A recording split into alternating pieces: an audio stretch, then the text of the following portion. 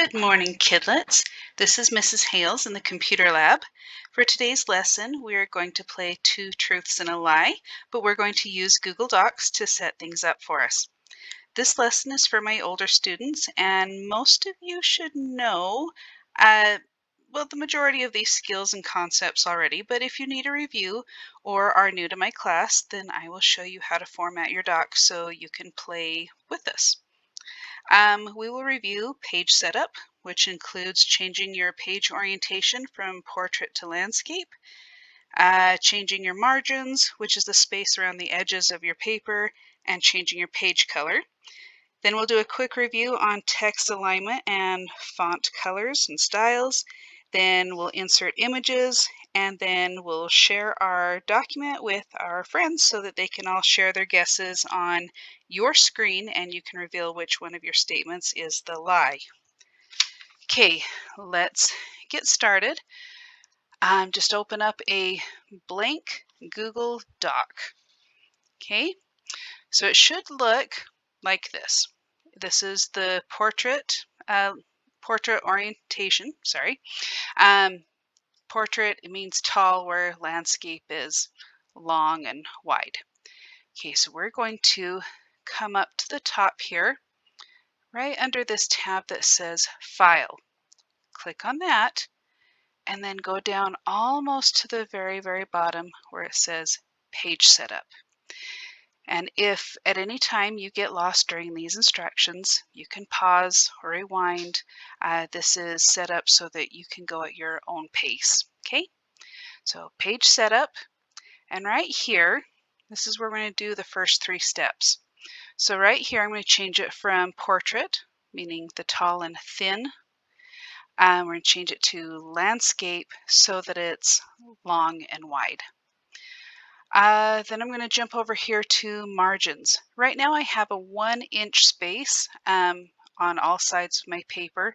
So that means like if I was going to print out my page, nothing would print within the 1-inch space around the edges. I'm going to change this to just a 0.5, just all the way down, just so that I can have a little more room. Okay, we're going to leave the paper size at the 8.5 by 11. That's just our standard paper that we have here in the school. And then right here is our page color. So if I click on this little down arrow, I can choose any one of these colors. I'm not going to mess with custom today because we want to get to playing the game. Let's choose this one. Yeah, that one. I like it. And then I'm going to hit OK. And there's my page. So you can see that it's wider now. I've got less space around the edge, which means I can fit more text on my paper, and it's purple. Okay, now I'm going to do some text alignment. So I'm going to come up here on my little toolbar. I'm going to find this one right here that looks like a little paragraph. And everything is lined up with the left side being nice and straight. So I'm going to click that little down arrow, and I'm going to choose the one in the middle. Okay, so now my cursor is in the middle of my page. This is where I'm going to put the title of my document. I also want to make this a little bit bigger and a little bit more fun, a little bit more colorful. So I'm going to come back up here to my toolbar, and right here where this A is with the black underline, I can click on that and change my font color to something different. Let's just do this color. We'll see how that works. And then I'm going to come over a little bit further where this B is. I'm going to make it bold so it's nice and dark. And I'm working backwards here. I'm going to change this 11. Let's see what 24 brings us. That's a little bit bigger. I think I like that. And if I were to start typing 2 truths and 1 lie, let's just say that I want a different type of font. I can highlight this, come back up here to where it says Arial, click that little down arrow, and I can change to any other font type that's on here. Let's choose Comic Sans. It just looks a little more fun to me. Okay, I'm going to click out of that. I can hit the enter button and it takes me down to the next line. Now I'm going to go back up to my alignment, click on that down arrow, and I'm going to move it back to the left align. So it brings my cursor back over this way. I'm going to take it off of bold, and I'll leave these the same. That'll be fine. But I want to do a numbered list. So I'm going to come back over here, and here's my bullet list. And this one right here, it has 3 little lines and it has the numbers 1, 2, 3. I'm going to click on that. Now I can just type the number 1 and type, then hit enter, and it should create an auto list for me, but I do want you to know where that option is. Okay, so my first thing, let's see, I'm going to back out of that number 1 for a second. And I'm going to say, in college, I'll leave it at that. Now I'm going to enter down. Now I'm going to hit my numbered list. Number 1. See, I learned how to fly helicopters. Number 2, I already have the letter I up there. Number 2, participated in capoeira. Or number 3, ran with the bulls in Spain.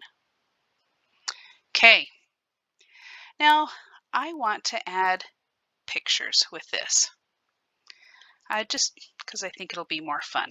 But I don't want to add pictures with me in it, or else that'll give away which item is my lie or my truth. So I'm going to come up here next to my first line, and I'm going to go up here to insert on my tabs. Click on insert, and I'm going to go to image. It's this little picture right here that looks like a photograph with some mountains in there. Come over to the side. Now here I can upload pictures from the computer if I've already downloaded them, and in this case I haven't, or I can get them off of my Google Drive again if I've already saved them. But I'm just going to search the web for just a generic picture. So right here on the magnifying glass, click on that, and image, magnifying glass. I'm going to erase something I've already searched, and I'm going to put in just helicopters. Enter.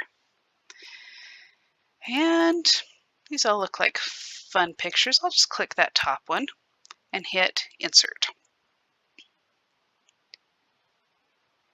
That's huge. I'm going to click on it, and so these little blue squares in the corner show up. I'm going to put my cursor right over that square so that it turns into like that double arrow. I'm going to hold in my mouse button, the left mouse button. I'm going to slide that down so that it's smaller and it fits a little bit better. Then I'm going to click outside the picture before I move on to something else, because if I insert another picture without, with this still being selected, then it will delete this picture and put the new one over the top. So I'm going to click outside of it and then come down here to my next line. Okay, do the same thing. Go up to insert, image, the magnifying glass, or search the web.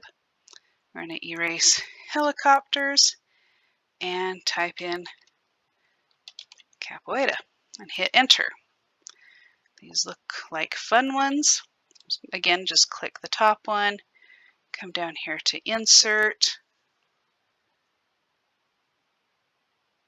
Again, that's way too big. Let's shrink it down a little bit. Okay, click outside that picture, come down to the third one. Same thing, insert, image, search the web, delete out capoeira, and put in running with the, bulls. Enter. Pick the top one again, insert.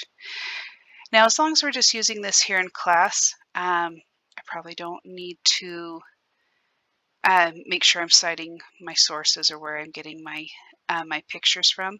But if you are going to publish this anywhere, then please give credit to the photographers and people who put in the work on those pictures, okay? When possible. All right. So here's my here are my two truths and one lie. So I stutter through that. Sorry about that. Okay. Now, if you are in class, it'll be easy to get your friends' emails. So you're just going to go up to the top here, and it's going to say share. So you'll click on that, and you'll put in your friends' emails, and then hit send, and they should be able to accept it in their email. And then you guys can type on the same page, and they can put their name down at the bottom, say Alex, their guess for which one is the lie, and they can put in numbers 1, 2, or 3, whichever one is the lie. And then, Camille can put in her guess, and you guys can take turns and share with each other. So this is just a fun get to know you activity for the first of the year. Those of you who were in my computer classes the last couple of years, you know what the answer is. If you're playing at home, you can still share with your friends, or you can email them or play with family. That's fine, but kind of get to know each other and have fun with this. Okay, have a great day, and if you have any questions, raise your hand or send me a text, and I will help you.